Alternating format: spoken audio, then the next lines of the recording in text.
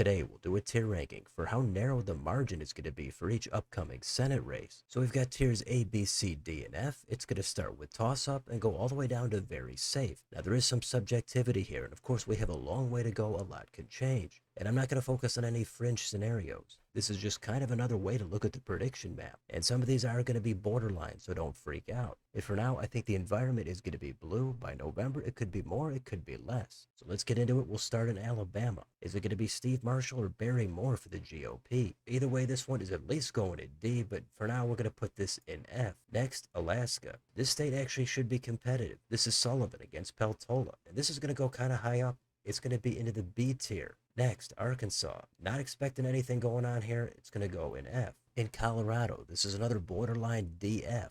But in this environment, I'm going to put it in F. In Delaware, this one also going to be in F. How about Florida? Now this one is a little higher up. It's going to be between C and D. Because in my last prediction, I had it in high single digits. Technically, that is going to be in the likely tier, but it is close. In Georgia, this one, it doesn't matter which side is in the lead. It's still going to be competitive. It's going to go in B. Idaho, not competitive. It's on the bottom. Illinois, like a lot of these states, it's an open seat. It could be a little bit closer, but for now, it's going to go in F. Iowa is another borderline. It's between B and C. But in my last prediction, I had it just at about 5.5 points. That's going to put this just on the other side into C. Kansas is going to be safe, but not very safe. Kentucky, another open seat. In the end, is it going to be under or over 15%? For now, I'm going to say it's going to be over. It's going to be an F. Louisiana has an interesting primary here. This one is double digits as well. You could make a case for D, but I'm going to also throw this on the bottom in F. Maine, on the other hand, I think is actually going to be highly competitive, but that's as of right now. I'm going to throw that in the top in A. I think it's a pure toss-up, should be a great battle. Massachusetts, not at all. Super blue, it's going in F. Michigan, I've got that at leans, so that's going to go in B. Minnesota, that's kind of an easy call. That's going to go in likely or the C tier. Mississippi, safe, but again, not extremely safe. That's going to go in D. Montana, because it's an open seat now, that's going to take it down into likely territory.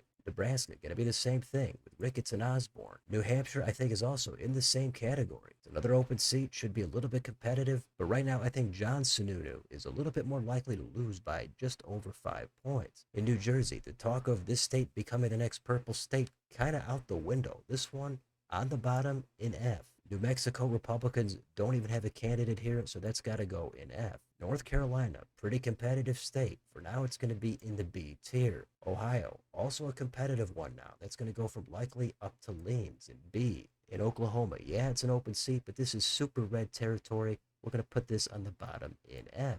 We're going to zoom out just a little bit.